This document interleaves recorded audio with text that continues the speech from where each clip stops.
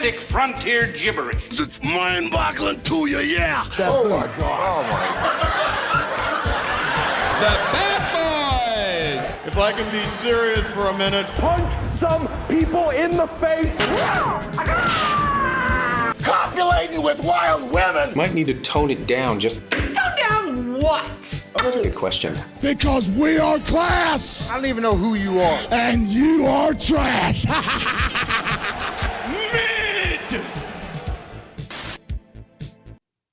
Hey everyone, and welcome to A Plus Wrestling here on KPHR and other places as we are live on the YouTubes at Hutch Henry's, at A Plus Wrestling, and so many more places. We have so much to talk about here on A Plus Wrestling. So this week, we are going to be going commercial free. We're your hosts. I'm Boris, and as always, I'm joined by Hutch. Hutch, how's it going? I am your hosts as well. We are all in here. All together, we are. I am hosts. the many. Yes, we are Borg. Anyways, copulating with wild women. I gotta make a new intro. I think I like that intro, but it needs to be even if I use the same clips, we gotta shore it up, make it look better. Just whip that together. But now I've gotten kind of used to it. In the modern age, we like to bring back old stuff, right? Like old names, it's to call you. I think that in 2026, it's kind of like chic to call your brand new baby daughter Gertrude, throwback names, and people like to use old words. Nobody's using copulate.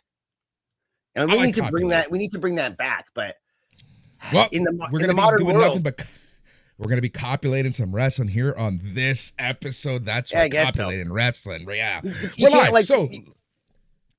For those of you listening on KPHR in Hamilton, it is Thursday evening, but you know what? We're trying different things out here on A Plus and at Hutch Henry's. We are going to probably try to go live each and every week, get that interaction going with our listeners. Yes. So we're going to try to get that information out before this is a last second decision on this beautiful Thursday morning. But we want to do more of these live shows. We want to talk to you. We want people on the line with us. We want to be chatting wrestling because, man, these midweek shows, I'm telling you, there's so much more to talk about sometimes. I feel this week's been busy. Instead of recording on a Sunday before the pay-per-view, I don't know. Yeah, this is neat. I'm not usually available right now, but I was available right now, so this is neat. I don't get to see. We should set it up so I can see the live chat, and hopefully this will work out in the future. But yes, we don't have to kayfabe when we're recording it now. We can be honest, right? We can be like, we are live Thursday morning. We're so behind schedule. We've decided to record literally right before the show, which kind of makes sense. It does. It really does in this weird, beautiful, serene way. I can see the chat. You can see the chat, but I'll show you how to do that another day. Hutch, where are we going to start? Like I said, we're commercial free here on KPHR, and we're live on YouTube at Hutch Henry's and at A Plus Wrestling. Where to start? You mentioned, you were like, hey, let's talk Raw, let's talk Dynamite, and let's talk some New Japan. And I was like, oh, Raw, let's just talk, AEW from last night. And you were like, no, we'll talk about Raw. And I realized, I think I did watch Raw. It's been a hell of a week. And I'm like, yes, wait, I did watch Raw. So if you start mentioning things, I feel like my animal brain, I know my J brain, it'll be like, suddenly you'll say something and I'll be like, yes, I remember that segment. And suddenly I'll be able to talk about it. But if you ask me now what happened on Raw, I'll be like, there was Rhea Ripley was there, right? She did something. I'm blanked right now. Yeah. There was a lot that happened, right? We saw the Usos versus Alpha Academy. Wasn't too bad of a match. It's all coming back. Yes, and Maxine Dupree, I'm remembering, and Becky and AJ, it's all coming back. All you had to do is say a few things, and it's like a freaking flood. But yes, amazing. I think I realize now that for the first time in a long time, we have all the matches, heading into the pay-per-view, right? They haven't done this in a while. It's usually been week of, or even with Rumble, with the exception of who's actually in the Elimination Chamber matches, which we're going to find out. All of our superfluous other matches have all been put on the table here. So that's kind of crazy concept. Pre-announcing your matches, hyping up your matches, hyping up your fans, putting some promotion around the event. Hutch, quick question before we get into things. Now that we're talking about this, you think that, we've been seeing some reports about lackluster WrestleMania sales. We've been seeing some reports, lackluster WrestleMania ticket sales in Las Vegas. We've seen some reports where TKO is now implementing the 50-yard ban or the 50-mile ban around the stadium. Yeah. All right. So, okay, quick question and a quick answer. You're like, so quick question. The inner workings of the monetary compensation ideals of WWE and how they're handled. Well, yeah, let me just give you a quick answer on the fact that they're greedy effers. Is that what you want? Yeah, they're greedy Fs. I'll go for a coffee. I can make a coffee, go to the bathroom, and I'll come back. You'll still be talking. Go ahead. Geez, you know what? 2 years in a row, right? I mean, this isn't Trump, but somehow they did it back in WrestleMania 4, WrestleMania 5, and they did okay. And it didn't feel wrong there. This time it feels like, they announced New Orleans, was New Orleans, right? And then they revoked it, and they thought, man, we did so well in Vegas last year. And I went to that Mania. We did Demand Lucha in town, and I did a bunch of things. So I was in town for Vegas, and funny enough, everybody somehow I slipped through the cracks, and we were all getting this massive B&B just outside of town, and I didn't get in time, and I just got myself a casino hotel downtown, and I'm glad I did because these guys traveled 45 minutes in and out of town all the time, sometimes an hour with traffic, and I was just like, oh yeah, well, I'm 3 blocks over there, so I'm gonna play some roulette and then go to sleep, and dude, Vegas was fun. And one of the funnest things was every major hotel and thing. And, they love to project things on the sides of buildings. Who needs a screen? This entire side of this building that's off white would make a great screen. It's nice. So everything is lights. And even when you're not on the downtown strip, there's plenty to look at. That's for sure. And there was WrestleMania everywhere. I didn't even have to go to WrestleMania and just turn, there's WrestleMania on this building over here. And sometimes it would go away for a second and they'd show Bully Ray and they'd be like, Bully Ray live tonight as a DJ. And I'm like, okay, go back to the wrestling. And then they'd fade back to WrestleMania. They got to get their ads in, but it was everywhere. You didn't have to go to WrestleMania to enjoy some WrestleMania. And so if they're going to stop one of the unfortunate parts, let me jump in and interject. One of the unfortunate parts here is that I know people personally who have already bought tickets to some of these viewings. Nothing like watching WrestleMania poolside on, like you said, this big ass building. And guess what? They're all being refunded. They're all being canceled. No one really TKO hasn't made this official. Hotels are starting to send notifications to people, but they haven't officially canceled stuff because TKO hasn't officially told people. And we're a couple months in. And now, to that point, one of the biggest events in the world is coming to Toronto and other places in Mexico and the U.S. this summer. And that's the World Cup. You know what the biggest part of the World Cup is? It's not necessarily going to the games. It's going to the host cities and spending time with like-minded individuals. Yes. You're destroying that, TKO. You're destroying that. Speaking of destroying, I want to go to a bar and I want to have all the local Italians in Toronto when they win the game. I want to be able to go outside of the bar or be on said patio watching it and just watch them wreak destruction through sheer happiness on the city. I'd be like, if I'm in the stadium, it's going to take me forever to get to my car. But if I'm just at a bar, I can be like, all right, that fire's a little too close. We should probably go home, but I can enjoy it for a while. Yeah. But yeah, our boy, Mikey Truth, right? Come on. He's going to be down there poolside at some hotel watching it where they're projecting it on the side of a building, throwing a monkey wrench into his engine.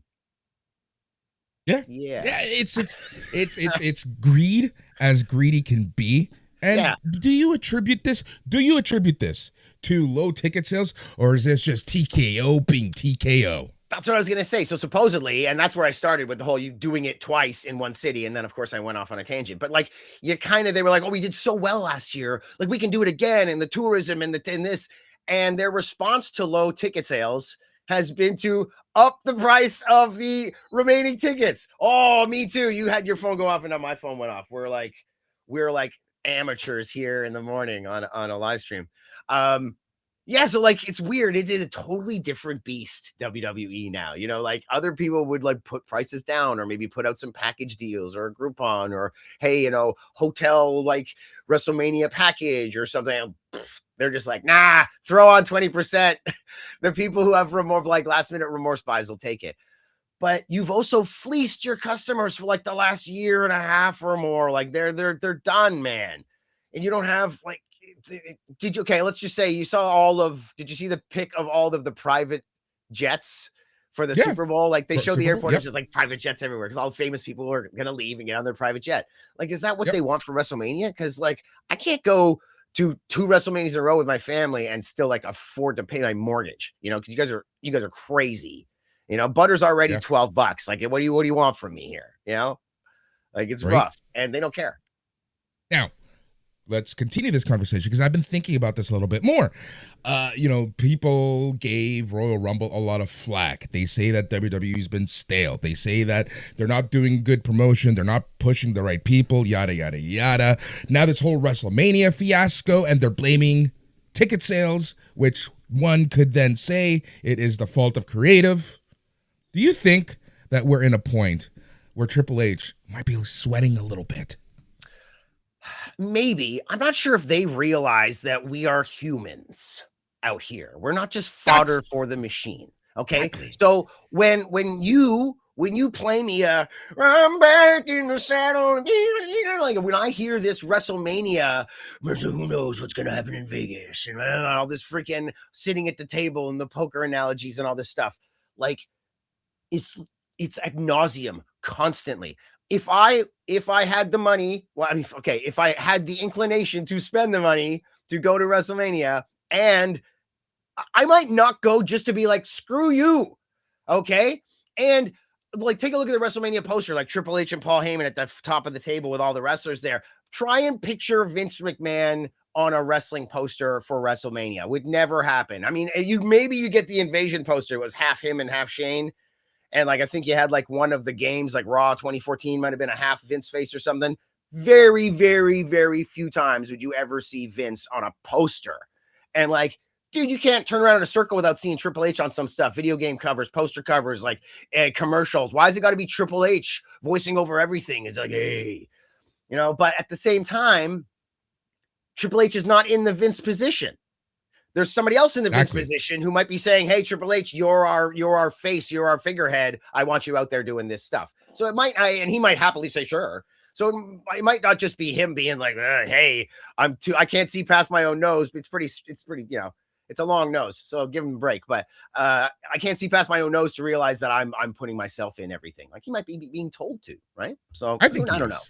But I think it is because TKO, let's look at the TKO formula. They have UFC where Dana White, even though he's not the owner, he's the figurehead. He's the face of the company from a corporate point of view. They're just imitating and duplicating that with Triple H.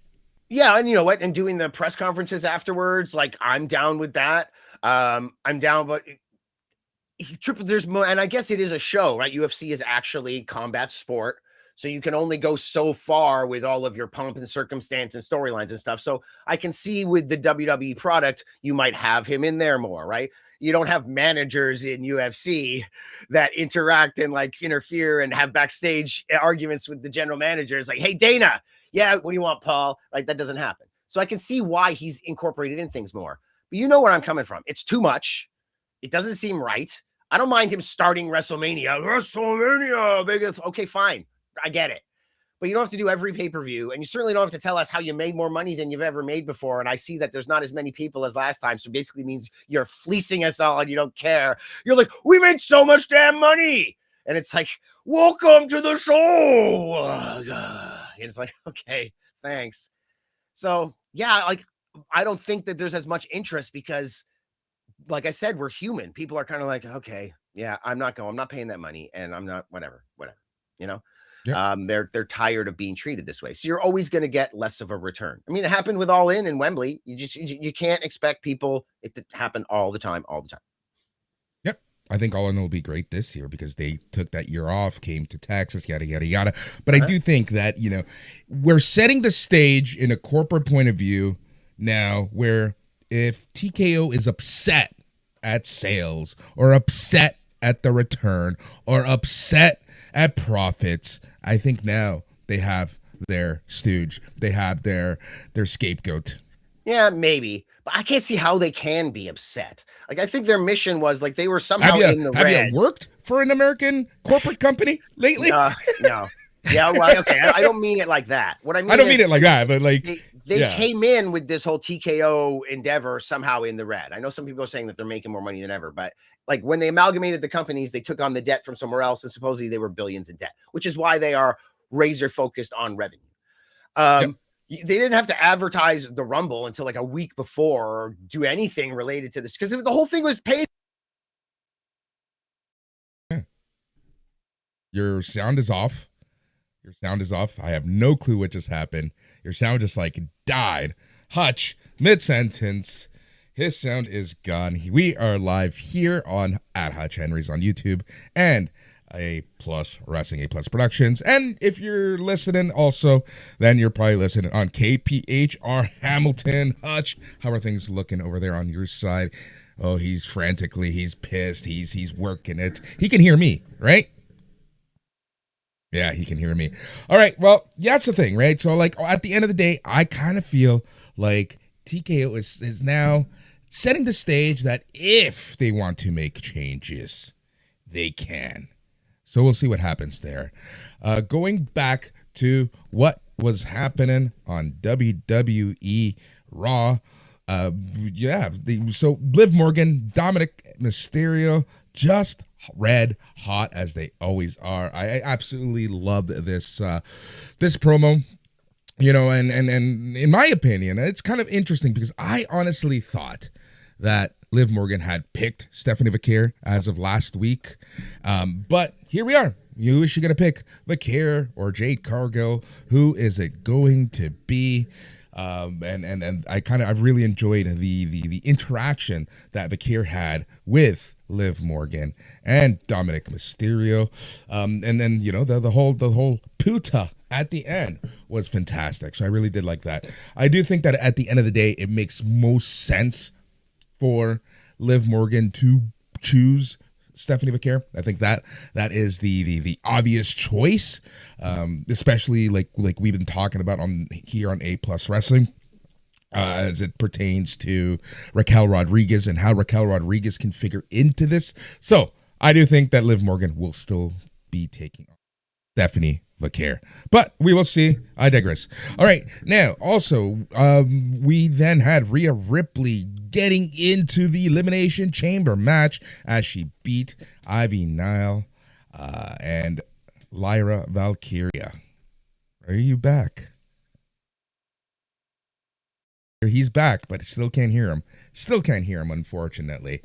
Oh, but yeah, Rhea Ripley ends up winning this match. She's in the Elimination Chamber. That means that she is joining. Let us see here. Tiffany Stratton in the Elimination Chamber. Still 4 spots left with matches happening on SmackDown and Raw as we get closer to Elimination Chamber. We saw Natty and Maxine Dupree go into a double countout. I kind of foresee that this will possibly most likely be maybe a WrestleMania match. See, here's where I would have asked Hutch, hey, is Natty versus Maxine Dupree WrestleMania quality?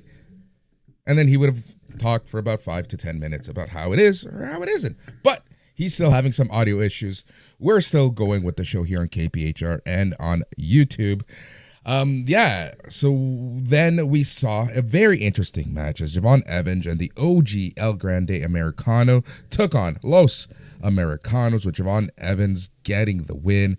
Very interesting stuff here.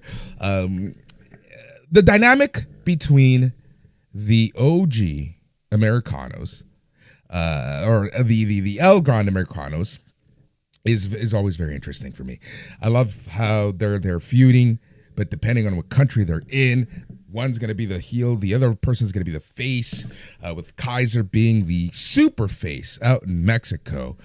So, yeah, very interesting stuff there. And then the main event of the night, we saw LA Knight punching his ticket into Elimination Chamber, joining Randy Orton and 4 others. Is this LA Knight's chance to finally get something in WWE? We'll see. We'll see what happens there. Yeah, so still waiting on Hutch. He's having issues here on KPHR, but we're powering through. We are powering through this episode, yeah. So overall, Raw was pretty good. I liked it. It was probably the weakest Raw that we've seen in a little bit, but overall, I did enjoy this show. And for me, the biggest takeaway from this was, not only are they building towards Elimination Chamber, but you're really seeing some seeds of WrestleMania being planted. These seeds are super. Yeah, we'll see where they go. Hutch, you there? Am I here? Yes, you're back. It's okay. It's okay. It's all right. Don't worry, man. It's all good. It's all good. That's like there's like a list of about 5 or 6 things in the world that like trigger me hard, and like unexplained audio or video issues, like just like, dude, if there's a reason, great. But like the no reason, and then having to figure out what, like one of my programs just decided to activate my mic and start and take over out of nowhere. It was just like, I'm gonna take this mic now. I'm like, and I had to figure out, like, anyways. We're back. We're talking wrestling here on KPHR and on YouTube. Yeah, man. So LA Knight is in. Rhea Ripley is in. Randy Orton, LA Knight are the two that so far have won matches with 4 to go. Tiffany Stratton and Rhea Ripley with 4 to go.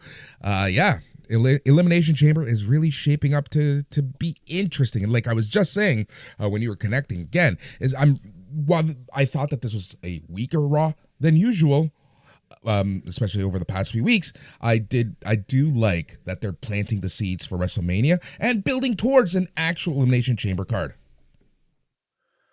Yeah, they are. I don't know what to say, man. I didn't hear anything you were talking about, and I'm completely freaking thrown off here. Like, completely. Like, I was on a freaking tangent about, like, the money and the Saudis or something, right? I didn't even get to my point. Like, God, so freaking irritated. But yeah, Raw, whatever. Elimination Chamber. There we go. You know what? Let's turn the page to AEW last night. What a show it was. I'm kind of glad that we decided to record this morning. All technical issues aside. Like the only time we've ever gone live too. And like when it's been like 6 months since my mic just suddenly disappeared or anything like that. So of course the one time we go live had to freaking happen, right? Oh. Yeah, anyways, it's okay, dude. Don't worry. I know it's okay. It's just, it happens. It honestly happens. Is there anybody in our chat? Or is there anybody, like, can you see if there's anybody? Not right now, no. I haven't seen anything there just yet. I'm and nobody's watching. Eye on things. There you go. You get the best people show are watching. 2 people are watching right now. Considering that this is sporadic as sporadic can be. That's true. Yeah, okay, I guess so. But, yeah, all right. All right. There we go. Well, AEW. Let's talk some AEW Dynamite. Right. Let's talk AEW Dynamite. Let's start with, right with the thick of things. Tommaso Ciampa, Kyle Fletcher. Like, that wasn't the end. That was near the beginning. Or the ending was the women's match. Did the show start with this match? Yeah, it was very soon near the beginning. Yeah, I mean a little bit of a shock, but I don't know. I'm glad that it wasn't a long reign in some ways. I thought Ciampa could do really well with a long reign, but it did kind of come out of nowhere for him to show up, become the champ, and let's try and get some support behind him and stank on him. But we all knew who he was. But I don't know. People have been complaining about the long reigns, but I do think it's weird that they didn't go to the time limit draw since they were like announcing, 15 minutes passed and it was a long, really good long match. Were you just frozen there all that time? Because I thought you were just like being really stoic. Wow. What a day we decided to go live, eh? About it. Yeah, it was weird that they went so long in the match but didn't go to the time limit draw, because you could have easily then gone to Australia this weekend and had the rematch and had him win there in front of his home crowd. And now he's going to take on Mark Briscoe for the 7th time, as opposed to like putting some more stank on Ciampa. Makes me think that Psycho Killer Ciampa is still to come. Like the best is yet to come, right? This is going to be the catalyst for you took Sylvie. Like he's going to go nuts. He'll interfere in that match. He's going to like He's going to snap. He's going to become whatever it is that he pitched Tony Khan that made Tony say, all right, yeah, let's do this. Let's begin this thing. Because Ciampa's he loves what he does. He's very cerebral. He says he's in the best shape, best place of his life. And that 2018 Ciampa is nothing compared to what he has in here and able to do. So hopefully this is the beginning of the psycho killer, man. Because showing up and losing and then disappearing, becoming the next private party would not be cool. Because we haven't seen them since last January and they showed up out of nowhere. Pretty good job, though. I mean, unless you want to be a famous wrestler who has good, is proud of your catalog, then maybe you might be upset. But if you're just looking for a pay, this is the damn best job in the world. Mark Quinn, you are my hero, bro. Have you wrestled like 3 times in the last 4 years? And you're probably making at least 350, 400 grand a year, if not probably more. You're my fucking hero, man. Oh, you are my hero, man. All right. That's my one. That's my one of 2 per show. I'm giving myself another one for later. Okay. That's one of my 2, the deal we made. You're allowed. This week, I'll give you another one. This week, I'll give you a third because of the technical issues. Oh, yeah. Okay, cool. Well, I didn't, funny. I didn't think I swear through any of that. I was just like, ooh, I was just seething a bit, right? I only swear when I'm happy. When I'm not saying anything, you're in trouble. So I've noticed this. So I agree with you. I think that the thought process here, but I'm interested to see what happens because if Ciampa gets involved in that match on Saturday, which we'll talk about and preview later, then I can see if the Psycho Killer comes out, then Kyle Fletcher's at home. He's going to get the sympathetic crowd reaction. Yeah. I don't know. I guess maybe they don't want the crowd to boo Champ. I don't know what they're thinking. Who knows what these guys are thinking? But, AEW, I'm almost ashamed that I was like, should I watch it this week or whatever? I was tired. But really, it's the better product if you are a wrestling fan. You're going to get 1 week where they throw in some story. This week was very wrestling heavy. Not a lot of story. But, I don't know. AEW is becoming not that it wasn't, but it's becoming a really, really good product now. They're coming into their own. I still don't think Tony Khan is the best booker. I still think he books like a prepubescent child and yeah. I don't know if he's come into the maturity, and I feel bad criticizing people like that. It's like, how dare you talk about this man's maturity? He's a very successful man. Who are you? But it's true. Wrestlers even say they take 6-7 years to really learn how to wrestle, even though they've been doing it for a long time. I think Tony Khan's still in the prepubescent times of his booking. He's going to look back 10 years from now and be like, what was I thinking, man? God, have some patience, have some geez, relax. So, but still good stuff. Was that 10 minutes? The world title. Yeah, that's great. The world title picture is really heating up. Omega, comes out. Omega is 100% in the world title picture. Swerve Strickland, 100% in the world title picture, and they go at it back and forth. What I've always said about what I love the most is when it's more than just one program as the world title program, right? I'm loving the dynamic. You got Brody King and MJF. You got Strickland and Omega. And then you also have Hangman Adam Page somewhere, hanging in the rafters, doing his thing. You've even got Andrade, really. Andrade. This heating up. In fact, the other day I counted 6, and that's only 5. So who would have been the other person, maybe? Maybe I was counting MJF, but I'm pretty sure I was there's 6 guys kind of gunning for him right now in a weird way. So yeah, pretty fun. Well, I guess Joe was still making some promos a few weeks ago about I'm coming for my thing, right? In them. So, but anyways, it still felt good. It felt fresh. It's nice to see he's got all these guys coming after him. The reason that Punk and Roman had a good promo is because they talked about the past.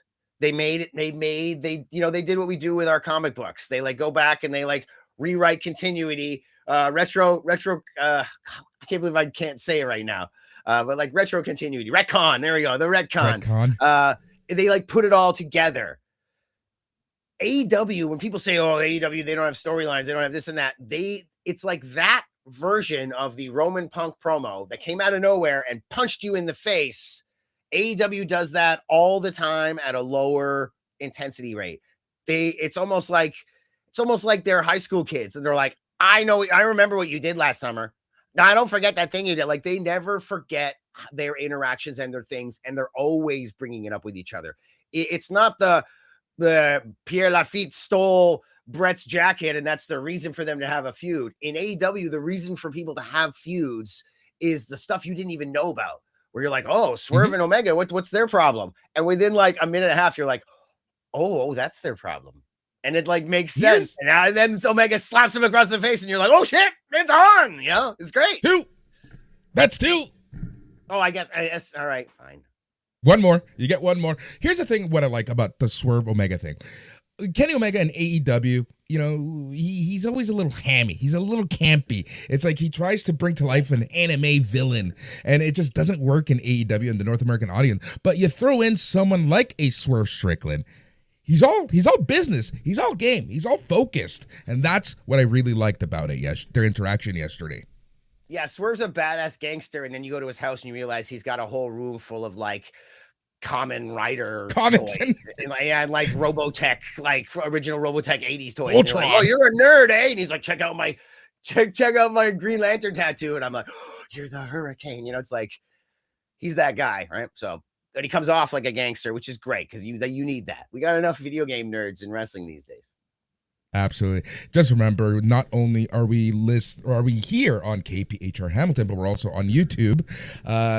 Part of being YouTube and part of being the live chat is that you can chat with us, and sometimes we'll bring up, you know, comments, questions, so that we can interact directly. And here is one from JC Trevi 89. Thank you so much for this one. And this is what he says: you guys, Stevie Richards and CVV, are the only thing I enjoy listening to when it comes to wrestling.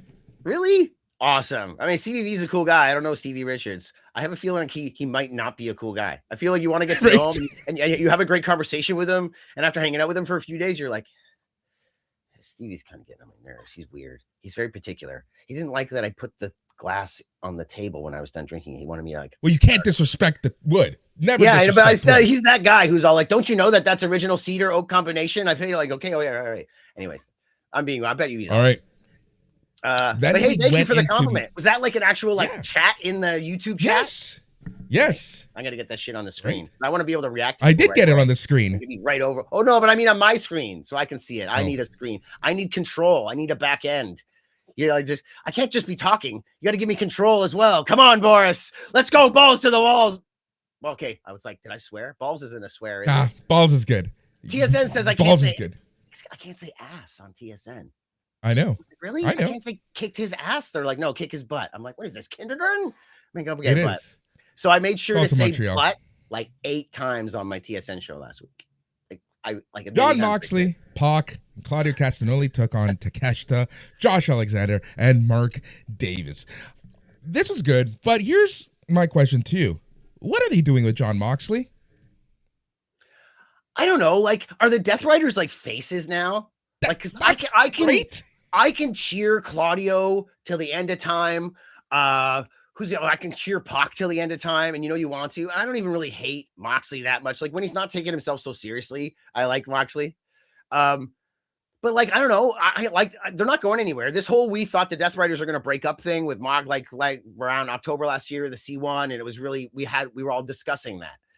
Like obviously it's not happening. But I like the fact that they're not the focus of everything now. Now that they're just a faction of guys, like I don't hate them anymore. But when that music was hitting and the briefcase and the belt and like this thing they were trying to accomplish that they vaguely never actually told us and then never actually did, and it just went on forever. I'm like, what is the point of all this? Now that that's gone, it's okay. It's okay. I don't know what Daniel Garcia is doing there.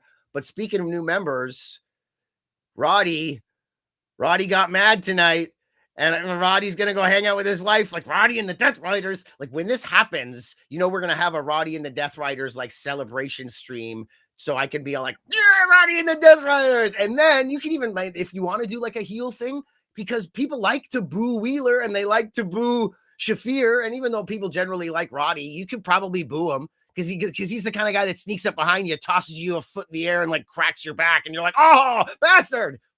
Can I say that one? We got a list of stuff I can say. Okay, let me know so I'm not always pausing after. But like you could boo Roddy. I don't know. Like maybe they need a brand split in the Death Riders. Right? Yeah, they can still be there, right? We just do a little bit of collision and Dynamite or something like that. But did I answer your question? Sometimes. I don't remember what I asked. Oh yeah, what's happening with John Moxley? You talked about everyone but John Moxley. Okay, I guess so. Yeah, I don't know, but like I'm down with that stuff. God, like go all the way back to the day that freaking William Regal walked in the ring and like was in between Mox and Dan Bryan. And like back to those days, the potential, and all, I know it all went to shit for reasons, with Regal leaving and Bryan's neck, unfortunately. Like, hey, Bryan back on commentary tonight. Hey, that was first time in a long time. What did I say? Shit. 3-1 now. All right. Yeah. Damn. I'm glad you're on top of it. I love you'll do it like 3 times in a row, like within the same sentence. You'll be like, I know F and the F, and I like the F and F, and I'm like, well, that was like 4, bro, in like a second. So at least I spread mine out. Yeah, dude, he's on commentary again. Have you heard that? He was starting to feel really good for a while with the neck thing, and then he was doing the commentary. Supposedly the travel for the travel, dude, really screwing with his neck. Travel is hell, man. For someone who used to travel 200, 250 days a year, your body takes a beating constantly sitting down on airplanes, sitting down in uncomfortable airplane seats, sitting down in uncomfortable airport seats, sitting down in cabs, Ubers, what have you. Knowing Dan O'Brien, he takes a scooter that's not even battery powered, it's solar powered. Yeah, right? he's got his old hemp WWE title like stashed to the back of it, so everybody knows I'm still the champion of the earth. I'm still Captain Planet. No, but so like from what I was hearing, it was mostly sleep. Like when it got to a point where he was sleeping through the night, not waking up and with no pain, and then going through the day with very little pain, he was like, wow, I think I can branch out to other things. He was like, it got to the point now where he was in hotels and he's like, I can't sleep. I'm in pain. I'm waking up constantly, right back to where he was. So they're obviously going to bring it down. And I guess we're not going to see him in Australia this weekend. We're just rolling the dice. I'm thinking maybe, right? But that's the thing, right? Like, again, my experience is the hotel rooms and hotel beds. You get one that's hard, you get one that's soft, you get one that's great, you get one that's horrible. Like it's such a toss up. So I can't even imagine the wear and tear that these guys have and having to go through that. But I mean, you've been on plane. I've been on planes many times, dude. Air pressure stuff can screw with you, man. Like think about your kids and their ears popping, bro. Like your whole body is made out of water. And like mostly the things that happen, the reason they tell people when you're on certain medications or you've just had certain surgeries and things like that, you can't fly because like air pressure on wounds and things like that. It's not just your ears popping. It's a big deal. And doing that 2 or 3 times to your body, that kind of compression and decompression, like it can really probably screw with your neck and things like that, as well as sitting and sleeping in an airplane or whatnot. I mean, there's a reason you don't go scuba diving the day before you leave on the last day of your trip, right? There's a reason why flight attendants and pilots have so many hours that they can do in the air a week. Yeah, it's like, and it's not that healthy for you. So it probably really sucks. I have friends that are pilots, and my one buddy friend, he's like a stewardess, all right? He's like, what do you call them? Airline, not a hostess, but there's a flight attendant. There we go, flight attendant. God, I'm such an idiot. I'm always like, what's that word? And you're like, the word that everybody uses. The all one the time, that I just said 2 seconds ago. Yeah, I'm like, why don't you go back to the 70s? I'm like, what do they call them? Stewardesses? And you're like, no, you idiot. Stop watching James Bond movies on your spare time. I'm like, what is this? Get out of the 60s. That's me. That's what's happening, right? I guess. Obviously very weird. No, they don't get paid very much. They only get paid for the time they're in the air. So traveling to the airport, the whole train system in the airport, prepping the entire plane, getting all the meals ready, all that stuff, you get paid for none of it. You only get paid for wheels up to wheels down. And you get paid well for that time. A lot of the unions are fighting on their pay. Anyways, yeah, man. And then you got Ric Flair causing all this trouble in the plane, and you're like, oh, this is not worth it. My God. He pinched my ass. Roderick Strong and Orange Cassidy versus AEW's newest signing, Clark Connors and Daniel Garcia. I guess Dan Garcia eats the pin. I like Clark Connors mostly because he's tamed Tekla, so obviously, like, she's crazy. Hey, what's up, my friend? Like pretty neat. I like Clark Connors. He seems like a cool dude. I've never met him. I don't even think I've seen any of his tweets or anything he's said online. All I know is what I see on my TV screen in New Japan, and I like him. Yep. So. Funko Populous, Good Morning Hutch, and Boris! Exclamation point. This is a treat. Hey, I saw that. Exclamation point. Exactly. Yeah. Very much so. Again, live show here on YouTube, and you can listen to us later on in the day on KPHR in Hamilton. Like I said, we're trying out new things. So yeah, Roderick Strong and Orange Cassidy, Clark Connors, Daniel Garcia. This was an okay match. Went pretty fast. Cassidy and Strong get the dub. Yep. And then the conflict after, right? Or conflict within. I'm trying to remember. I actually was half paying Tony attention. Storm appeared in the luxury box. She said she made peace with her choices. She called Marina Shafir a mixed martial asshole. Ooh, you know what? Fuck it. Fuck it. Mixed martial. Yeah, wait. There was a small period of time here where I was half paying attention. All I remember is seeing Mina Shafir she came out in the mother's milk, my favorite move of all time, right? Like she had her in the move. I looked up and she was just in the move and they were cutting her hair. And I was like, wow, okay, what's going on here? But wait, Tony and Marina have heat now? I didn't know that. What's going on? You really got to pay attention to AEW like constantly or else you're behind the 8 ball. No, here's the thing. It's to the point now where you have to watch Collision. You have to watch the Collision to see what's happening and to know everything that's happening, which isn't an issue. Collision's been a lot better recently. Sometimes cover it. Like what I was saying before about Swerve and Omega, and you're like, oh, you didn't because they keep the background stuff real and the same stuff they did with Punk and Roman, instead of it being a sudden promo, they keep that stuff simmering all the time. I could see them actually breaking up in their bisexual thing, and Juice is like, well, you don't like her anymore? It's like, she pissed me off, Juice. I'm not seeing her anymore. I'm like, okay, honey, I guess just you and me again. And then actually putting it on TV. And that's what's crazy about Japanese wrestling. Like, if there's a fallout behind the scenes and I don't think you're paying me enough and I'm going to go start they're open about it. There's no, they literally put it right into storylines. They'll come into the ring and they'll be like, I'm leaving because you're not paying me enough. They don't do that stuff in America. But AEW, they kind of like to let the backstage stuff maybe become the storyline, which gives it some legitimacy because we're all humans. We all, we've all hated our girlfriend or been mad about weird stuff like that. So for Swerve to come out and be like, yeah, you got heat with me. You want to know why? Because of all this crap. And you're like, oh yeah, I guess that makes sense. And slap and bam. And now they're like, wow. So it's kind of the same thing. If this heat came out of nowhere, in AEW, it's kind of believable. If WWE did an out of nowhere thing, they'd get heat online. People will be like, where's this coming from? It's weird. Matt Hardy and Edge and Lita, right? That kind of came out of nowhere. A lot of people were confused unless you were in the in. Yes, but it also has longevity. When things are based basically in reality to a degree, you look back on it years later and it always has some degree of legitimacy and staying power. This is why. Can you imagine the business that AEW would be in right now and how much money they would have been able to print money if they were able to all play nice and together after Brawl Out and CM Punk? Yeah, think of the main event scene in WWE if nobody had really left. If Cody had stayed and CM Punk had stayed, and they'd be in a real spot right now. Well, maybe Obafemi and Javon Evans would be in the main event this year. Who knows? Maybe Sami Zayn would be champ. Maybe Kevin Owens would. Who knows, right? It's one of those what ifs. Drew McIntyre would be the biggest face in the world right now. He'd be the new Hulk Hogan. LA Knight would be 10-time champ by now. LA Knight would have been champ by now, probably. Yes. But hey, I'm okay with the way it is. I kind of like Punk now. When he just looks so at peace with himself and smug, and I'm like, all right, fine. You can relate? You can relate? To a degree, I guess. Except he seems happy and successful, whereas I'm about to hit my midlife crisis. But yes, it's okay. Midlife crisis? You sure about that? Yeah. Wait. What part is it? The crisis or the midlife? What part are you? The midlife. Oh, okay. Well, whatever. Private Party versus the Young Bucks versus the Rascals. Yeah, here's I was saying earlier, Mark Quinn, my hero. Pay me to wrestle once a year for the last 5 years. Give me $500,000 a year to wrestle once a year, please. Thank you. Yes, I'd like to have a great catalog. I'd like to have a great career, but I think I'm okay with wrestling once a year for $500,000. Let's do it. Okay, Mark Quinn, however you did it, buddy. You're the man. Keep it up. Now look at Daniel Bryan sitting on commentary holding his neck. And Mark Quinn's like, bro, I'm half your age. I'm doing great.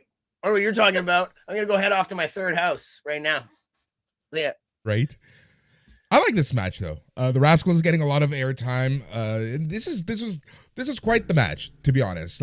You had the Rascals, who are the new guys in town. You had the Young Bucks as the established act, and then you had Private Party as, oh, by the way, they're still here.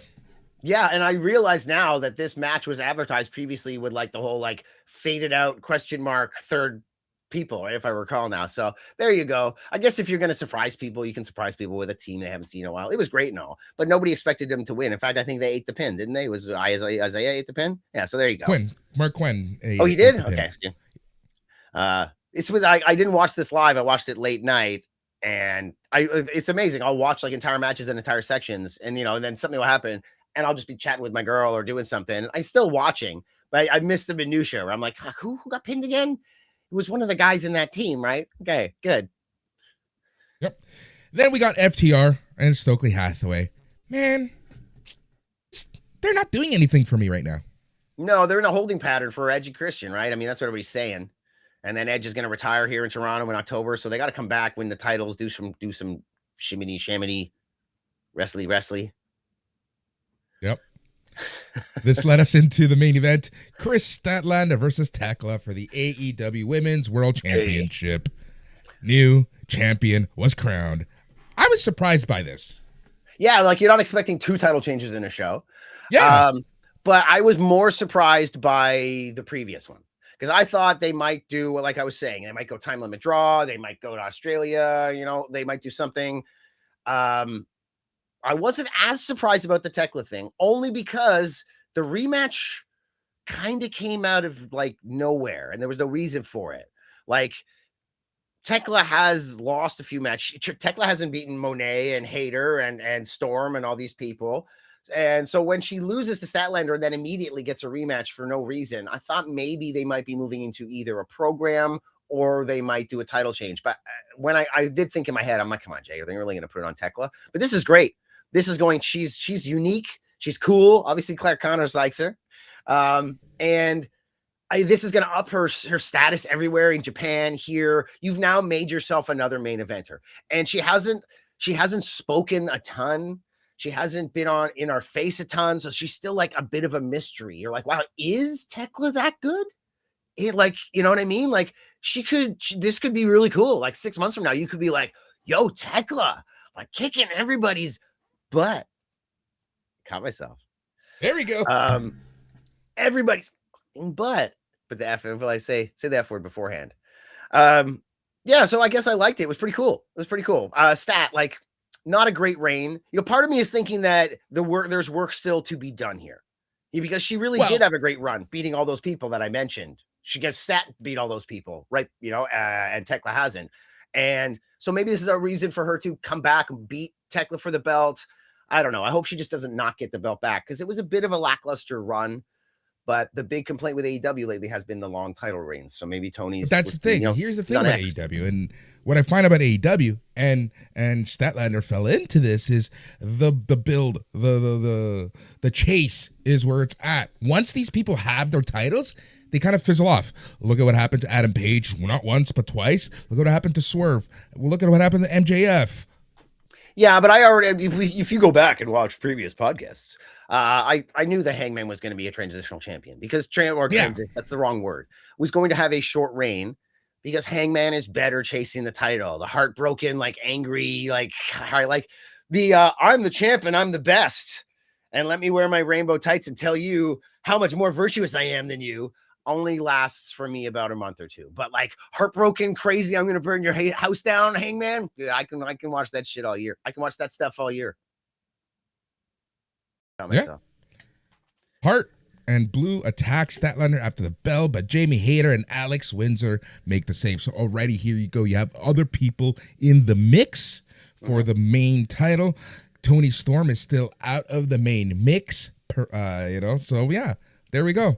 Very interesting stuff. Hey, the Stat's the only one who's won the TBS and the world. So you fold her into that tag title scene sometime this year. And then by the end of the year, even if she doesn't get the title world, anyways, I'm foreseeing by the end of the year, Statlander's big like marquee is going to be like the Grand Slam or the Triple Crown, like the only woman to hold all the titles in AEW. That's going to be their thing. Yeah, pretty good dynamite. Which leads us into this Saturday's Grand Slam Australia.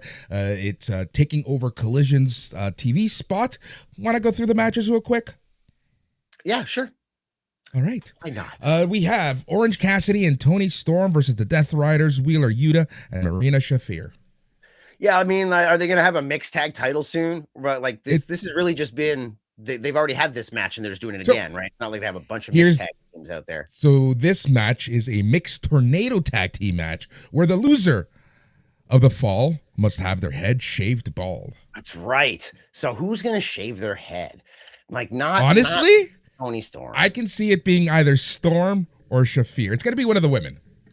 Yeah, like Shafir can handle it, and she'll look like a crazy badass. Although, dude, is it Wheeler Yuta? Yeah. Yeah, dude, they're gonna shave Wheeler's head. Like every comment about this guy is his beard and his hair, and now he looks like a freaking Wookiee or whatever, right? They're gonna take him down. But I could also totally see Toni Storm shaving her head and like playing right into it and being like, like, can you imagine her like bald cutting a promo? And it'd be like insane.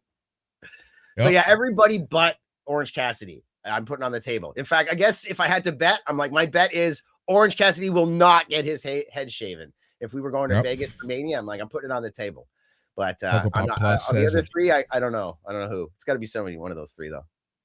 Since we are live on YouTube, Funko Pop Plus says better not be Storm. No, your audio's gone. It's gone. The audio is gone yet again. But hopefully this time he knows how to save it and make it work yet again. He is not back right now. I have no clue what's happening. We have about 10 minutes left here on KPHR and on YouTube. Yes. So then there we go. Dude, I do not. This is twice now, but it was a different thing this time. When it happened like 4 months ago or whatever, what I just did now solved the problem very quickly. I was like, okay, that was weird. But earlier in this stream, that was a whole new problem. I was like, what is this? What is going on? The next match is a singles match, where the winner is going to receive an AEW World Championship match at Revolution. We have Hangman Adam Page versus Andrade El Idolo. Who do you think? I don't know, man. I'm thinking Andrade. They're putting some stank on him. If you have him lose here, Hangman can take a loss. Come on, man. He's like the main character of AEW. It doesn't matter. It only adds to that stuff I was talking about. Like, especially if he gets cheated out of it. He's like, oh, they screwed me again. He's gonna go burn somebody's house down. But Andrade, like, put that stank on him. I don't know how it's gonna happen. I don't know what's going to happen. I have a feeling we're either going to get a triple threat or a 4-person match at Revolution with Andrade, MJF, and Brody King. Yeah, maybe. Sure. Andrade can like flog it on his OF. Be like, hey, I got a match this weekend too, eh? I don't even know. I got nothing on that one. Jon Moxley versus Takeshita. This is for the AEW Continental Championship. Yeah, so okay, it's got to be Takeshita, right? In my mind. You think so? Moxley doesn't need the title. We got to get back to Okada and Takeshita. Like, dude, like a month ago, I was sitting here thinking, oh my God, he could have the Continental title and the International title and the IWG, and he could beat Tsuji and have the global. And I didn't think he was going to beat Tsuji, but I was like, technically, this guy could be walking out of like Wrestle Kingdom with like 5 belts, and then he ends up having like none by the end of it. He didn't win Continental. He didn't win any of this stuff. But we got to get back to Okada and Takeshita. I mean, because they just like, there was so much tension and there was so much screwing each other over and face to face. Like, it was so much of it. So they got to give it to us. And also got to bring back the unified title, the greatest title in AEW history. So he's got to win the Continental title from Mox. And then Mox has to get involved in this whole like, Marina Shafir, why are you betraying me for your husband? Don't you love me? And then like Roddy's going to be like, she's been mine the whole time, dude. Like, what is going on here? And so he's got to go face, and he doesn't need a title for that. And then Takeshita can take on Okada, and they can bring back the unified title. And then my casual friends can send me messages like, so what's with this unified title thing? And then I can have that whole conversation again with everyone. And then Yorkie on the A+ chat can say, what's the deal with all these belts? Yeah, and I'd be like, okay, so like if he has the unified title, why does Don Callis still come out with the other 2 belts? I'm like, I don't know. Maybe him and Paul Heyman are having freaking meetings because they're like, how are we going to get in the video game if we don't like have a reason for them to have us there? You know, like, you need to mocap me with both belts. I don't know. AEW Women's World Tag Team Championship match sees the Babes of Wrath, Harley Cameron, and Willow Nightingale versus Megabads, Megan Bayne, and Penelope Ford. could go either way, man. This one could go either way because they're obviously doing quick title changes right now. Penelope Ford and Megan, like if I was Tony Khan, like in a tongue-in-cheek way, I'd be like, well, we better put the title on Bane and Penelope Ford before Ford injures herself again. She's only got like an 8-month window before she breaks something. So let's give her a belt while we can. Yep. Ladder match for the AEW TNT Championship, Kyle Fletcher versus Mark Briscoe. It's going to probably be a good match, but do we need this match? Do I care about this match? Like, Ciampa better be getting involved or something better happen here. Like, it just seemed weird that they cut it off and when he's like, I'll take on anyone. Like, you had the opportunity to have some crazy person come out and challenge you in your hometown for the title you just won. And it was like, Mark Briscoe. And I was like, okay, all right. But so all I'm saying is, I guess they must know what they're doing and they better be put on a hell of a show. But do I really need to see Mark Briscoe and Kyle Fletcher make each other bleed and go through like we've seen this before, right? But I'm sure there must be some reason. Like maybe Ciampa can't travel to Australia or something. Who knows? And then the singles match for the AEW World Championships, he's MJF versus Brody King. Well, obviously Brody King's going to be our new AEW World Champion because he's got nobody likes MJF. There's no money there. There's no future there. Come on. No, I think we all know what's going to happen here, right? They built it up well, squashed him, and they're going to have probably a good match. They're going to be a lot of falsies, and everybody's going to be voting, going to be cheering for Brody, but I think MJF's coming out on top. Do you think this is our main event? I mean, yeah. Do you think I think so. And okay, I mean, makes sense with the championship, but Brody King versus MJF over like Kyle Fletcher. I was gonna say Swerve and Hangman or Swerve and Omega, but that's next week on Dynamite. They announced it for next week. Yeah. I think so. Yeah, and that's the first time ever match. See, okay. Yeah, okay, maybe. I'm trying to think, is there any other match where we might suddenly be surprised that it's the main event? You know, like the women's world title. This is 2026, right? The women's world championship can main event a pay-per-view, can't it? You know, but I think it can. Yeah, exactly. Right. So, but Tekla's the new women's world champ. So is she taking on anybody? Nope. No, that's the card. What I just said is the full card. So the only other match that I can see main eventing, depends with what's going on, is Mark Briscoe. Yeah, and I just finished shitting on that kind of. Right. I just finished poo-pooing that. So maybe that won't be the main event. I don't know if you froze or what happened there. There we go. Real quick, I'm going to show you something. We're going to talk about this. I hope you can see this. Here is the draw for the New Japan Cup 2026. It starts March the 4th, and it goes until the 21st, with the winner gaining a title shot.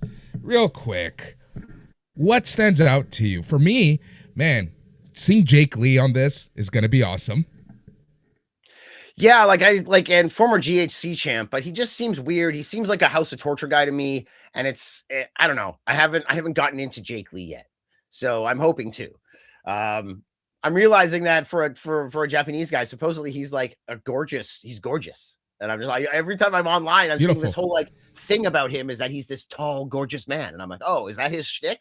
I didn't know, so I'm gonna have to look at it now that he walks around with this air of like I'm freaking amazing. So I'll have to see that heel part of him that I haven't seen yet. But what stands out to me the most is that how they do all these weird second round buys, and I don't see why. Is this was it a random draw? Wow. Drilla Maloney just signed a new contract in New Japan, so it's like, hey, here's a buy to the next round. Yeah, it just seems weird. And Shingo to Ishii, Hanare, Goto, Hartley, Jackson. See, and then there's the weird people who are getting it where it doesn't make sense. Like Yujiro, like why is Takahashi go get a buy? Why is Zack Sabre? I don't know. I'm thinking the finals for me, just looking at this real quick, is going to be Shingo against Zack Sabre Jr. Okay. Yeah, I can see that. Okay, so if I look at one side here, who's going to win out of all these people? Yeah, maybe Shingo. Although Shingo's in his stage right now of like, I can lose to someone and it puts them over, makes them look really strong. So he could lose in like the semifinal or a round to somebody like a Driller Maloney that you don't expect or something, and then he moves forward. Although I guess that would be quarterfinal looking at the brackets here. But yeah, Yeah, on that side, Zack Sabre Jr. Yeah, maybe, or Jake Lee, but I think he's doesn't he have a title match like just happened, so. right? Yeah, and I guess he must have lost it. I was planning on watching that today, but I guess if he's in the tournament here, he's obviously didn't win the title match. Yep. Yeah, weird. Very weird. I hope the best for New Japan. They're in a really weird spot. And Okada saying that he like was ignored at Wrestle Kingdom. Nobody spoke to him. And he's like, no wonder you guys aren't doing very well. Like, what's going on over there at New Japan? But part of me might be thinking that they're still the same. It's just you're not the same. You're the guy who left and went and made $1 million and is now coming back to main event our show. Yet, like, you're the reason that we're in the position that we're in right now because you left us hanging. Right. So maybe it's like heat, and he's like, wow, it's a totally different company now. It's like, no, you're not part of this company now. So they're treating you like an outsider, which is weird. Yeah, absolutely. All right, Hutch. Can't blame the guy. It's been an hour here on YouTube and on KPHR, and it's time for us to go. So real quick, let our listeners and viewers know where they can find all of your beautiful work. At Hutch Henry's. Check it out. I've been working on a lot of New Japan stuff lately. I don't know if I sent you my recent video, but I'm trying to bank a bunch of videos so that I can release them within succession, try and clip the algorithm into this new slight direction I'm going. But yeah, I've got a lot of stuff on the plate. At Hutch Henry's, finishing off the Canadian title documentary, this kind of stuff, the what ifs, and now my Puro Resu freaking playlist. Gonna be nuts. Love the live voice. Thanks. Yep. I like We're that. gonna try to do more of these. You know, I like doing live shows. I really do. For me, it's easy to interact still and then pay attention and chat and all that fun stuff. aplusproductions.com is the best place to go to learn all things about A Plus Wrestling. Go to your favorite podcasting app and subscribe to A Plus Wrestling or A Plus Productions if you want to get the full gambit of our shows. We got so much going on, so much on the go. We thank you so much for listening. Whether this is the first episode or the 100th episode, we thank you. And until next time, take care.